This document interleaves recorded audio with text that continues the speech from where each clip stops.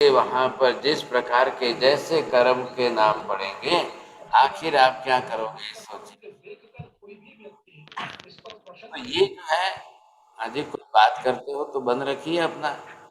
ये जो है जिस प्रकार से कर्म, आखिर अब हम क्या सोचेंगे इन कर्मों के बनने का, जिसको हम कहते हैं आश्रम।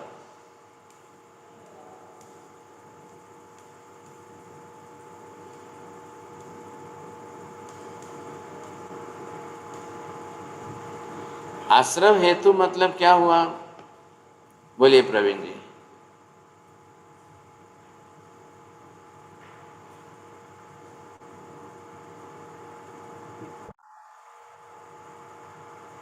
बाहर से कार्बन वर्गना को अंदर खींचना।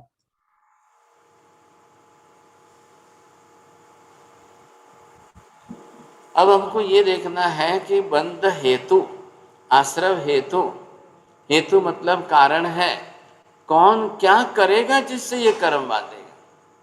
भाई कर्म तो हमने समझ लिया कि ये कर्म ऐसे हैं, कर्म है। अब करने में, आप बांधने में आपके हेतु कारण क्या है, क्यों लोग अंतराय कर्म बांधते हैं। अब इन कारणों के अंदर जितने कारण आप समझने की कोशिश करेंगे, आपको ये ख्याल आ जाएगा कि सबसे पहला कारण जो है, जो लोगों को ख्याल नहीं आ रहा है, वो है कौन सा, हिंसा का कारण।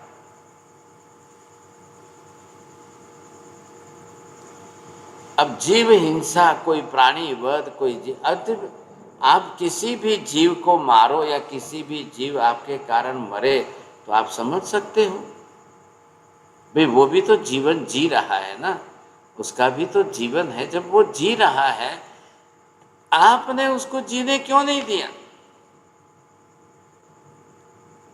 हमने मारा क्यों किसी को। तो आप, अगर वो उसका अपना जीवन जी रहा था, उसका जीवन 50 साल का है, 100 साल, 60 साल का है, 10 साल का है, 5 साल का है, अगर हमने उसकी जीव हिंसा की है, वो मर गया, तो उसका तो जीवन जीना तो रुक गया, तो वो भी तो अंतराय बना। हम किसी को जीने न दे तो वो कर्म हमको ही बंधेगा। तो ये बात यहाँ पर आ गई कि भाई आप कोई संसार में सभी जीव अपना अपना पुण्य पाप लेकर आते हैं, वो अपने अपने हिसाब से जीवन जी रहे हैं, अपना अपना जीवन चला रहे हैं। हम क्यों किसी के बीच में बाधक बने, क्यों बाधा डालें। हमारे कारण किसी को जो है उनका जीवन कम हो, हमारे निमित्त अगर किसी का जीवन बिगड़े, ये हमको गलती नहीं करनी चाहिए, क्यों करें हम। तो ये जो है पहले हमें ध्यान देना चाहिए, हमारे कारण किसी का नुकसान ना हो, बस ये हमको पहले लक्ष्य में रहना चाहिए समय। किसी भी बात में, एक ऐसी नहीं कि खाली जीवन की बात हम कर रहे हैं, भाई जो भी कोई निमित्त आए, जैसा भी कोई निमित्त आए, तो आप पहले उसमें ये ध्यान रखिए, हमारे कारण किसी को, आप किसी को भी दुख देंगे, किसी भी प्रकार का दुख देंगे, कुछ भी करेंगे, वो आपके लिए कर्मबंध का कारण बनेगा। अब जैसे आपने किसी को जो है निंदा की है, अब लोग अक्सर करते ही हैं, स्वभाव ही बन जाता है। अब ये भी आपको अंतराय कर्म बंधाएगा सब, इसके कारण भी कर्म बंध होगा। क्या करेंगे सोचिए समझिए। ऐसी स्थिति के अंदर कब लोग किस वृत्ति में चले जाएंगे पता नहीं है।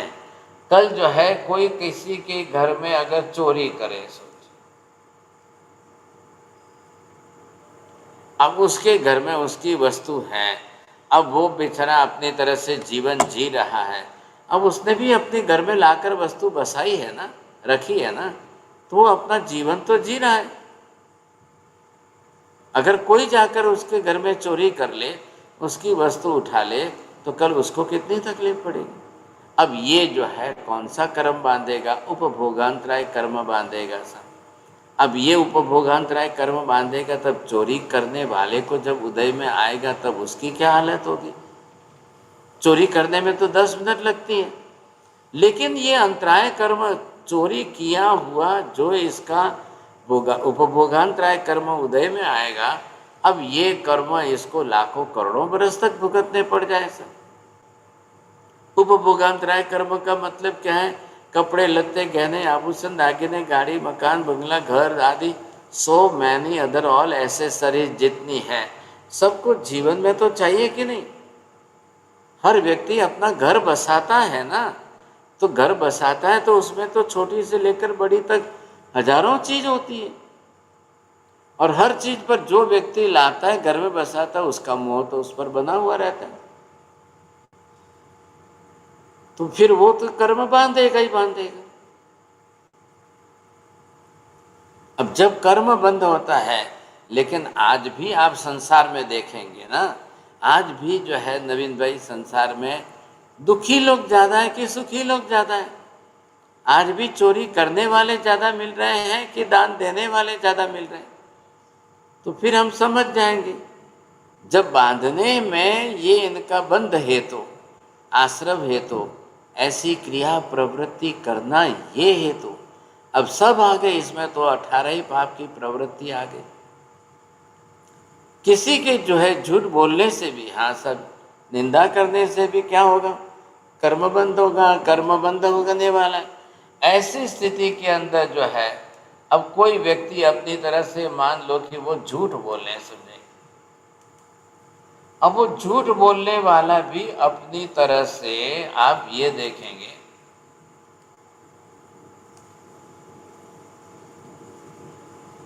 अब वो झूठ बोलता है तो कितने बात पर, किस बात पर झूठ बोलता है, कैसी बातों में झूठ बोलता है।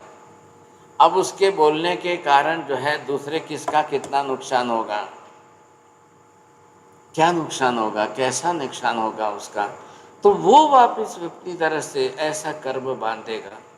अब ये कर्म जो है वो लाभांतराय बांधे, कभी दानांतराय बांधे, वो जब उसके उदय में आएगा तब उसकी क्या स्थिति होगी सोचिए निश्चित रूप से। अब परिग्रह का परिमाण कोई न रखे और वो ये सोचो कि भाई मैं ही सब खरीद के रख लूं, समझे,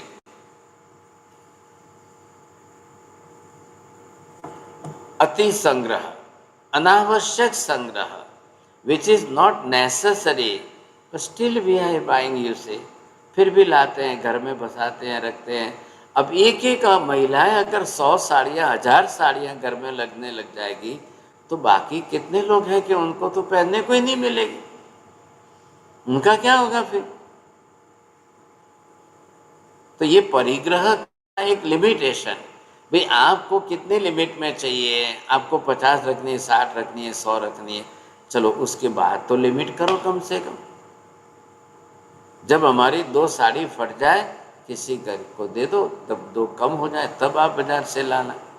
लेकिन नहीं, लोग क्या समझते हैं, महिलाएं आज ये दिखाई दी ना पसंद आ गई, आज ये दिखाई दी अच्छी लगी, आज ये पसंद आ गई।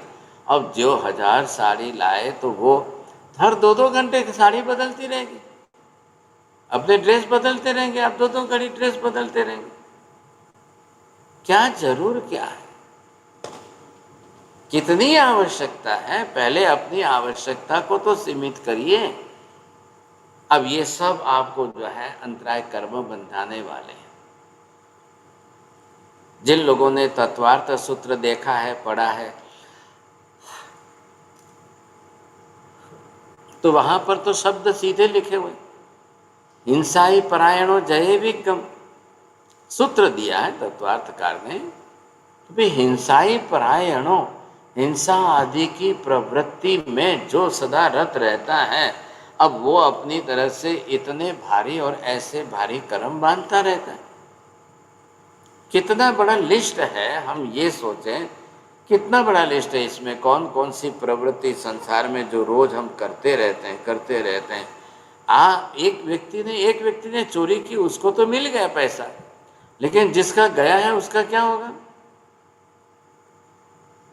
उसका भी तो अपना संसार है, उसके भी घर में बाल बच्चे परिवार है। अब वो बेचारा रो रो करके अपनी जिंदगी कैसे निकालेगा? कितनी गाड़ी कमाई होती है, कितने महीनों की कमाई होती है, और चोरी करने वाला तो 1 मिनट में ले जाएगा। तो ये पहले हमको सोचना चाहिए ना सबको कि आखिर हम ऐसा करते हैं तो क्यों करते हैं।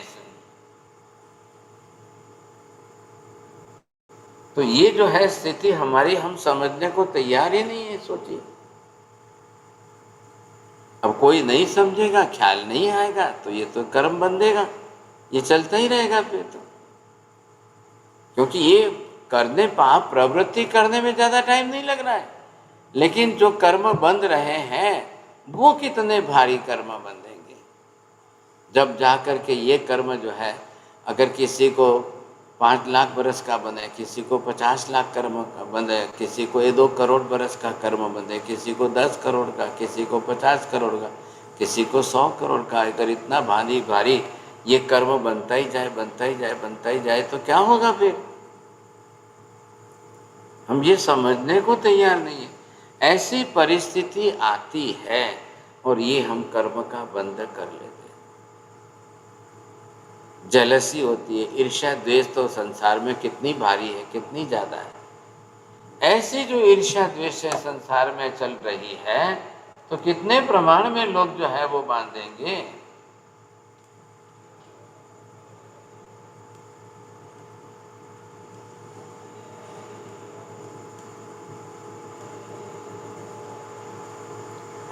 अब इस तरह से जो ईर्ष्या द्वेष के अंदर भी कर्म बांधते जाएंगे, तब क्या परिणाम आएगा, कैसा परिणाम आएगा?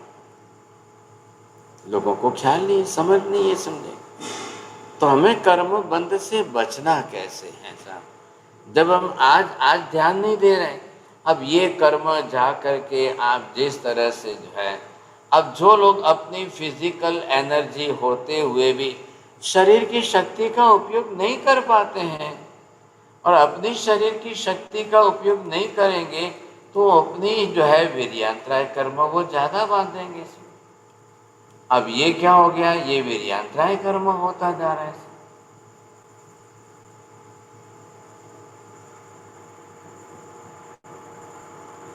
अब ये कर्म जितने प्रमाण में जिसने बांधा है, कितने प्रमाण में किसने बांधा है, अब ये कर्म जब उदय में आएगा, अब क्या परिस्थिति होगी साहब? अब वो अपनी शक्ति से जो है हिम्मत खो बैठेगा। कई बार आपने लोगों को सुना है, देखता है, बोलते हुए भी सुना होगा, अरे भाई साहब बिल्कुल शक्ति नहीं है, मेरे को तो बिल्कुल शक्ति नहीं है साहब।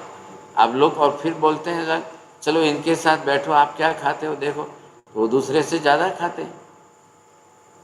शक्ति कहाँ गई फिर? क्यों शक्ति नहीं है? ऐसी परिस्थिति के अंदर काफी अच्छी तरह से खाते पीते सब कुछ होते हुए भी शक्ति क्यों नहीं रहती है? कई लोगों को देखिए आप, वो अपनी क्रिया कैसे करते हैं, व्यवहार कैसे करते हैं, समझे, तो वो अपनी शक्ति को कैसे छुपाते हैं, क्यों शक्ति का जो है सही ढंग से सदुपयोग नहीं करते हैं। ये सारी परिस्थिति है कि जिसके कारण ये कर्म और ज़्यादा बनता जाएगा, और ज़्यादा कर्म बढ़ता जाएगा। आखिर बंधा हुआ कर्म काल की परिभाषा में उदय में तो आएगा ना, आज नहीं तो कल, कभी ना कभी तो कर्म तो उदय में आना ही आना है, ये तो बात निश्चित ही है। अब जब ये कर्म उदय में आएंगे, तब क्या परिस्थिति कैसी होगी साहब? जिसने जितने प्रकार के, अब अंतराय कर्म का काम क्या है? विघ्न, ऑब्स्ट्रक्शन का काम है, विघ्न करना है। तो किस में विघ्न करता है, किसके साथ विघ्न करता है, क्यों विघ्न करता है, कैसे कैसे जो है, तो ये सारी बातें हम समझ सकते हैं, समझे। अगर ये जीव इसी तरह से चलता रहे और इस तरह से विघ्न आदि करता रहे, समझे, तो कर्म बंध के निमित्त कितने हैं। ये लिस्ट जो है ना, हमने अभी 4-5 नाम का लिस्ट देखा है, लेकिन बहुत बड़ा लिस्ट है, बहुत बड़ा लिस्ट है, बहुत अनेक प्रकार से लोग कर्म बांधते रहते हैं। फिर कैसे होगा? महावीर क्या कह रहे हैं भाई साहब, बाद में जाकर के कर्म क्षय करना, कर्म धोने की प्रवृत्ति करना, उसके बजाय तो पहले बांधना रोकिए ना। अरे भाई, रास्ते चलते हुए कीचड़ में अपने सफ़ेद कपड़े गंदे करना, खराब करना, फिर आके घर में धोना, तो बेटर है कि पहले हम कपड़े बिगाड़े ही नहीं, खराब ही ना करें। बहुत अच्छी बात तो ये है हमारी। लेकिन लोग ध्यान नहीं देते हैं भाई साहब, बहुत बड़ी समस्या है। कई लोग अपनी तरह से समझने को तैयार नहीं हैं। संसार के अंदर प्रवृत्ति तो चलती रहती है, कोई प्रवृत्ति रुक नहीं रही है, समझे कि नहीं। सब लोग अपने अपने हिसाब से जिसने जिसको जो करना है करते जा रहे हैं। हम इसके ऊपर और डिटेल से थोड़ी स्टडी करेंगे। अंतराय कर्म बांधने के कितने कारण हैं, कैसे कैसे कारण है, क्या प्रवृत्तियां हमारी है, क्यों बीच में बाधा बन रही है, ये फिर हम समझने की कोशिश करेंगे। बोलिए साहब, जैन साहब। महाराज साहब, इतने डिटेल में आपने बताया है, हमने तो बहुत सारे कर्म बांध लिए हैं। थोड़ा बहुत तो उसको निर्जरा तो करने के साधन बाद में बताइएगा। नहीं नहीं, कर्म की क्षय निद्रा तो आपको रोज ही करनी है। आप वो तो पहले से ही समझे पहले हुए हैं। तो कर्म नहीं बांधना, यही है। बस पहली बात तो ये है कि न बांधें। अब उस समय हम अज्ञान थे, ना समझ थे, ये बात सही थी। लेकिन ये पढ़ने का फायदा यही है ना, ये कर्म इस शास्त्र। उम्र इस कर्म उम्र में शास्त्र आते आते ज्ञान होता है, लगता है कि बहुत कर्म बांध लिए हैं। बस ये भी एक बड़ी चीज है। में सही बात है। अब ये समझने का पर्पस तो यही है, हेतु तो हमारा यही है ना। अब हम कैसे बचें, कैसे साहब। चलो बांधते बांध लिया, तो महावीर ने धर्म भी तो बताया है। कर्म क्षय का धर्म, निद्रा कारक धर्म जो है वो भी तो बताया है। बोलिए प्रवीण जी। नहीं, आपने जैसा भी बताया, चोरी है, हिंसा है, इसके कारण और दूसरे भी तो कर्म बंद हो ही रहे ना सर जी। एक ही समय में ये आठों कर्मों में ये डिवीजन जाएगा एक ही चीज के। हाँ जी, एक आयुष्य को छोड़ करके साथ में डिवीजन। हाँ, आयुष्य कर्म लाइफ में एक बार बंधेगा, बाकी तो सभी कर्मों में साथ में ही जाएगा। क्या करें जैसे हम। हिंसा एक हुई और 8 डिवीजन 7 डिवीजन में डिवाइड होगा वो। हाँ जी, हाँ जी, हाँ जी। क्या लायक है नहीं, आपने एक बार भोजन किया पूरे शरीर में, वो बोन्स में भी जाएगा, मसल्स में भी जाएगा, मांस में भी जाएगा, स्किन पर भी जाएगा, सिर के हेयर पर भी जाएगा, आँख में भी जाएगा। जो प्रोटीन कहाँ जाएगा, कैल्शियम कहाँ जाएगा, वैसे ही यहाँ पर भी है। 7 कर्म तो है ये सब। आयुष्य का एक ही कर्म लाइफ में लास्ट में बनता है, बाकी के तो बनते ही हैं। हाँ जी, चौड़िया जी बोलिए। हमारा साथ क्या है कि वो जो मुंह में पट्टी बांधने का जो उन्होंने दिया, मतलब आइडिया दिया, तो उनके तो भाव ये नहीं थे कि 24 घंटे पट्टी बांध के रखे। उनके तो भाव ये थे भी जब जरूरत हो तब बांधे। भाव उसको बोलना चाहिए, सिखाना चाहिए, कहना चाहिए। फिर अच्छा। भाव का मतलब कहाँ रहेगा। अब वो तो सलाह देकर निकल गए, चले गए, थोड़ी 5-10 मिनट देकर। ये नहीं कहना चाहिए उसको कि वापस 5 मिनट में खोल देना भाई। हाँ, ये बात सही क्यों है। नहीं कहा? तो बहुत दोनों को हाँ, तो दोनों को ही भारी क्रम बंद हुए महाराज, दोनों को ही। दोनों को क्यों होंगे, उसका वो जाने। किसान का तो क्या, सबसे पहले तो इसको ध्यान में रखिए ना, समझे कि नहीं। वो देखना ही ये लगा। ये दोनों बात है, अगर हम समझ जाए तो बहुत बड़ी बात है ना, समझे कि नहीं? नहीं, किसान को बंद नहीं हुआ क्या महाराज? हाँ महाराज साहब। हाँ, नहीं, किसान को बंद नहीं हुआ क्या? अरे होगा, जो उसको जो होगा, जितना होगा उसका भी उसके हिसाब से उसको भी होगा ना, थोड़ी है। जो होगा जितना होगा, समझे कि नहीं। सब जने साथ में जुड़ जाते हैं, सब जने भागीदार बन जाते हैं ना, तब क्या होगा। सही बात। ठीक है। बोलो नवीन भाई, बोलिए। प्रणाम महाराज जी। आप ऐसा होता है, अपनी इच्छा के अनुसार होता है, नहीं होता है तब अंतराय मानते हैं, और इच्छा के अनुसार होता है वो भी कभी अंतराय हो सकता है, वो ख्याल नहीं आता है, उसका क्या करें? इच्छा करने का काम मोहनीय कर्म का है, वो डिपार्टमेंट अलग है। ख्याल आया कि नहीं। लेकिन हाँ, उस इच्छा के अनुसार हो जाए काम, तो समझ लेना कि अंतराय कर्म नहीं है। और नहीं हो तो फिर क्या करना, फिर तो कर्म बंद हो जाएगा। तो मैं कल वो भी एक डिवीजन ले लेता हूँ, चारों आप ही कर सकते हो साहब। फर्मेंटेशन कॉम्बिनेशन के अंदर इच्छा हो और अंतराय कर्म न हो, तो वो तो अलग से आप कर लेंगे। लेकिन ये जरूर है, संसार के अंदर सबकी सब इच्छाएं पूरी होती है क्या। नहीं। इच्छा करने में क्या जाता है, 1 मिनट में 1000 इच्छा कर लो आप। लेकिन प्रैक्टिकली मेरे प्रैक्टिकली पूरी करने जाएंगे ना, तब आपको पता चलेगा। नहीं सर, मेरा ख्याल है, प्रश्न ये चल रहा था मन में कि जब इच्छा होती है वो भी अंतराय कर्म के कारण, नहीं इच्छा नहीं, इच्छा पूरी होती है वो भी अंतराय कर्म के हाँ कारण जी, हो सकती है, वो अंतराय समझ में नहीं कर्म, आता। अंतराय कर्म के परसेंटेज नहीं होंगे, कम होंगे तो इच्छा पूरी होगी आपकी। अच्छा, हाँ, पुण्य ओके, आपका प्रबल प्लस में हो और अंतराय कर्म माइनस में हो तो आपकी इच्छा जल्दी पूरी होती है, ना थोड़ी है। Okay, thank you. हाँ जी, नीति बहन बोलिए। जी महाराज साहब, मुझे पूछना था कि जिसने जो दान अंतराय कर्म बांधता है उसका ऑटोमेटिकली लाभ अंतराय भी बंध ही गया, बिकॉज क्योंकि अब उसने दान नहीं, उसको अपने लाभ में भी अंतराय आएगी तो ऑटोमेटिकली वो भी आप बंधन। खुद नहीं दे सकते हो, आपका दानांतराय हो तो आप खुद दे नहीं सकोगे। दानांतराय लेकिन अगर हम आपको कोई देगा तो आपको तो लाभ हुआ ना, लेकिन आप खुद दान नहीं दे सकते, उसका क्या होगा? वो दानांतराय है। आप दे नहीं सको, आदमी कृपण बन जाए, कंजूस बन जाए, वो देने की इच्छा ही नहीं होवे, समझे कि नहीं? लेकिन कोई देगा और आपको मिलेगा, आपके लिए लाभ है। आप दोगे और किसी को होगा तो वो दान है। ठीक बोलिए है। महेंद्र भाई। મથાણ નામે આપે કહ્યું કે ભૂખ્યાને જ ખાવાનું આપવું જોઈએ. ઘણીવાર આપણે રસ્તામાં જઈએ છીએ, તંદુરસ્ત છે અને એમ કહેવામાં આવે કે તું મારા ઘરે ચાલ, તું થોડું કામ કર, તને હું પેટ ભરીને જમવા માટે આપું છું, પણ એ આવવા માટે તૈયાર નથી થતો, તો પછી શું કરવું જોઈએ? बीजा ना आपो, त्रीजा ना आपो, चौथा ना आपो, अब क्या करेंगे आप? उसके भी तो कर्म है ना, वो भी अपने कर्मों से जीवन તો जी रहा એમાં મને કર્મ લાગે કે નહીં? है। नहीं नहीं, आपको મારી આપવાની ઈચ્છા છે. आपकी इच्छा है तो आपको नहीं बंधेगा, आप उसको दीजिए। अब क्या करेंगे જી, आप? हैबिचुअल हो गए व्यक्ति, अगर उसको फटाक से मांगते मिल रहा है तो वो काम करने नहीं आना चाहता है। अब वो अपने कर्मों के साथ में जीवन जी रहा है तो सभी लोग तैयार नहीं हो जाते हैं जल्दी। बात भी आपकी सही है। हाँ जी बोलिए, और किसी को पूछना है?